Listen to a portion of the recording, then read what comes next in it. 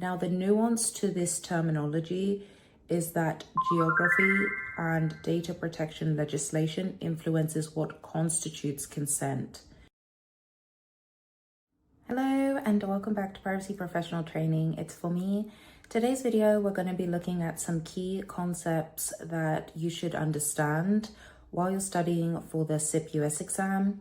So this is for the Certified Information Privacy Professional for the United States. The first time I want to talk about today from a concept perspective is collection limitation.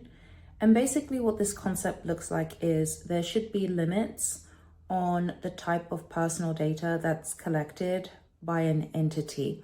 Now, I've used the word entity because I think it's important to recognize that a controller can be an individual or an organization. So collection limitation is a principle in the data protection space that says there should be limits to the type of data that's collected. So I wanted to give some examples during the video today. An example of collection limitation would be perhaps an organization is trying to conduct a processing activity.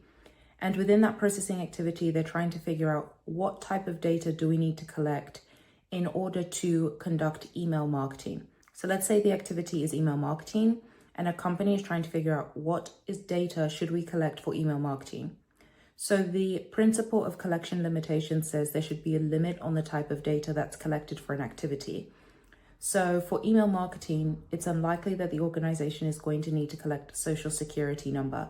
Under the principle of collection limitation, email address is definitely an identifier that an organization will want to collect, same with name. But there needs to be a limit on the collection of personal data per processing activity. Now, again, this is going to depend on what activity an organization is doing. And I've just given the email marketing one as an example. But anytime an organization conducts any type of activity related to personal data, the collection limitation principle says, limit the type of data to what is lawful and obtained through fair means. So that's the principle of collection limitation. The next concept I want to talk about is consent. Now, the concept of consent is that before personal data is obtained on an individual, there are certain factors that should be met before the personal data is collected. In addition, individuals should have the opportunity to have choice about whether their information is collected at all. And consent can be both explicit consent, such as affirmatively checking a box or giving verbal consent, or it can be implicit, where an action is taken by an individual and that implies that they've provided consent. Now, the nuance to this terminology is that geography and data protection legislation influences what constitutes consent. And when I say constitutes, it's basically what consent is in one geography is going to vary based on the data protection laws in that geography. Now, for the United States, currently there are 20 states that have data protection laws that are specific to each state. And what constitutes consent is something that needs to be reviewed generally by organizations. For the purposes of the exam, there's a very specific definition, which is providing choice to individuals prior to the collection of their data. So an example I'd like to give here is the data broker example. Data brokers generally will scrape the web and they'll obtain information pertaining to individuals based on what's publicly available. Now, if an organization chooses to buy the data from a data broker, then obtaining that data hasn't required the organization to obtain the consent of the individuals. All they've done is conducted a commercial activity in that they've purchased data. They didn't obtain the consent of the individuals whose data they purchased from the data broker. They've just collected that and put it in their organization's repository, which means that they've gone contrary to what consent requires, which is it's either explicit or it's implicit.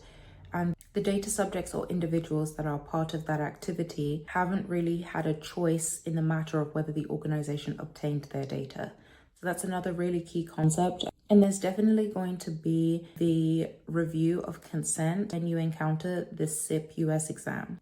The next concept we're going to talk about is data elements. Again, this is a data privacy certification. So the concept of data elements is something that you should know prior to taking the CIPP US exam.